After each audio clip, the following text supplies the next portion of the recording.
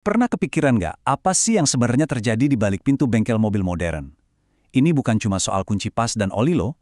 Hari ini kita bakal bongkar catatan harian seorang teknisi ahli, Jainal Mutakin, selama 10 hari.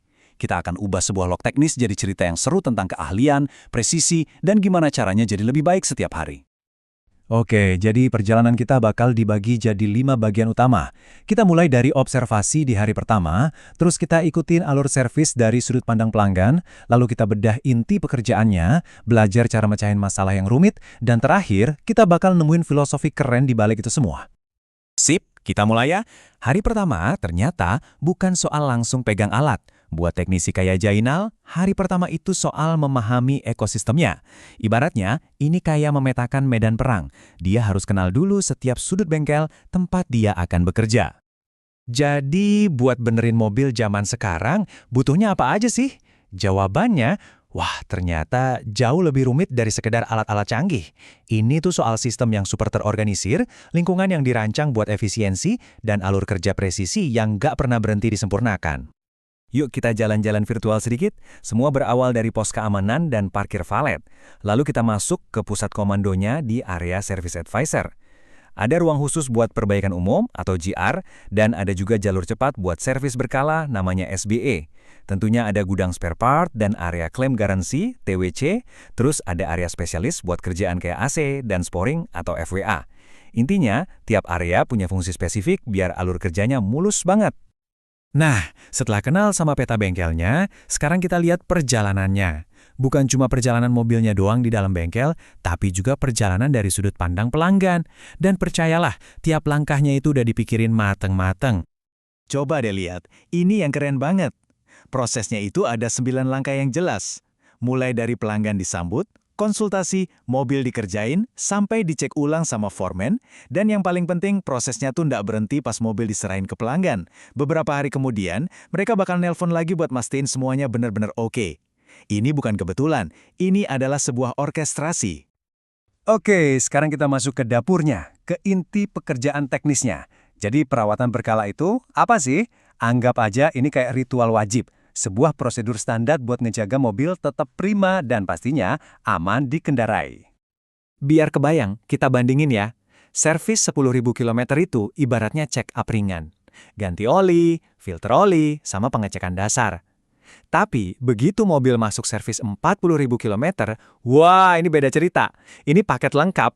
Selain semua yang dikerjain di servis 10.000, teknisi juga ganti filter udara, filter AC, minyak rem, oli transmisi, dan oli gardan. Jadi makin jauh jarak tempuhnya, makin dalam pemeriksaannya. Terus gimana cara mereka ngerjain ini semua?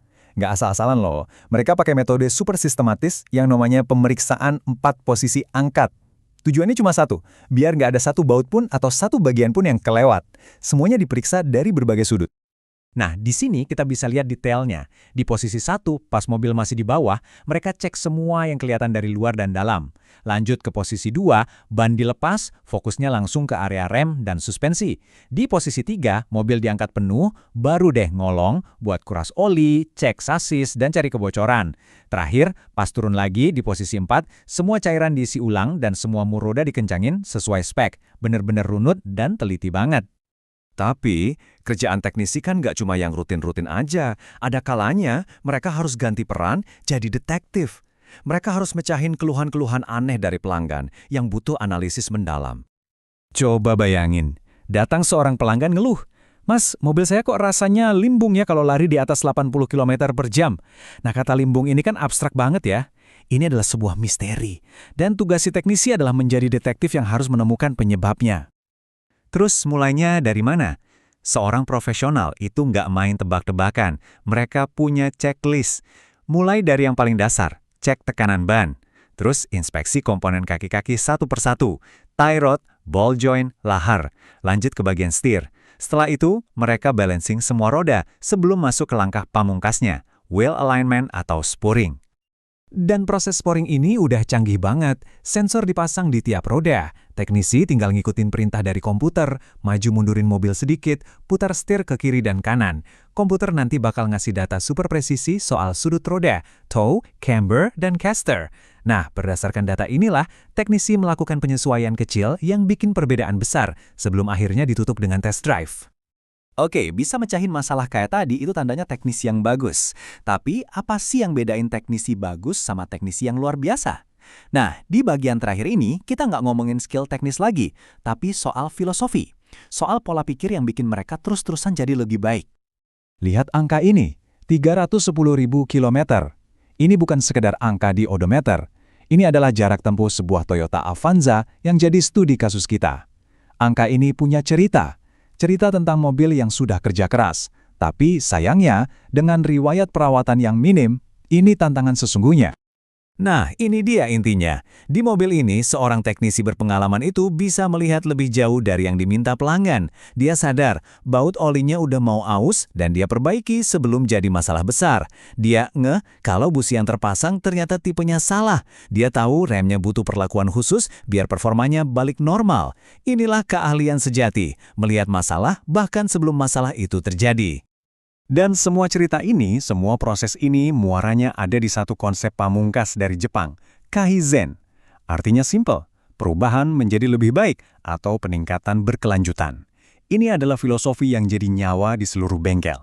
Jadi, bukan cuma soal memperbaiki mobil, tapi tentang terus-menerus memperbaiki proses perbaikan itu sendiri setiap hari dalam setiap pekerjaan. Jadi, setelah kita ngintip gimana presisi dan semangat perbaikan terus-menerus bisa mengubah sebuah bengkel, pertanyaannya sekarang balik ke kita. Kira-kira, ada nggak ya satu proses kecil aja dalam kerjaan atau hidup kita sehari-hari yang bisa kita buat sedikit lebih baik buat besok? Ingat, peningkatan itu nggak harus selalu revolusi besar. Terkadang, perubahan kecil yang konsisten justru itu yang dampaknya paling luar biasa.